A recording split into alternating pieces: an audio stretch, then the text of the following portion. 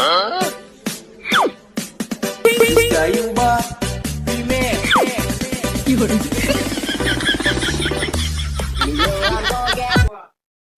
হয়ে যায় তাই বিয়ে শাদী করেন, দাওয়াত টাওয়াত খাই।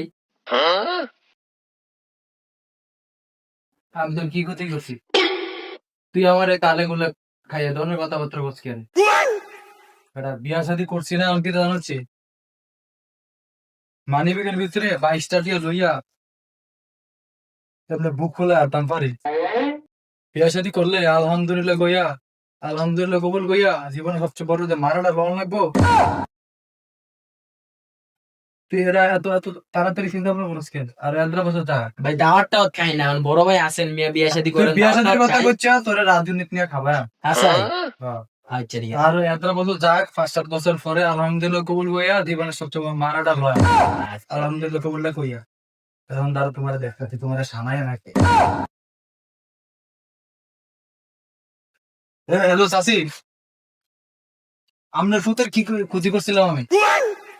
সে খালি ইয়া বিয়া শাদীর কথা কয়, সে কয় ইয়া জাহিদ ভাই আমনে আলহামদুলিল্লাহ কবুলটা কইয়া জীবনের সবচেয়ে মারাটা লইয়া না।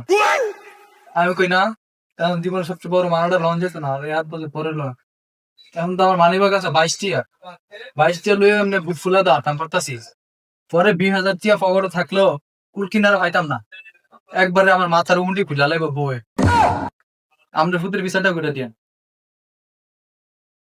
আচ্ছা, আমি কিন্তু বিচার বারবার দিতাম না। এরপরে বিচার আমি নিজেটা নিজে করে দিতাম। আচ্ছা।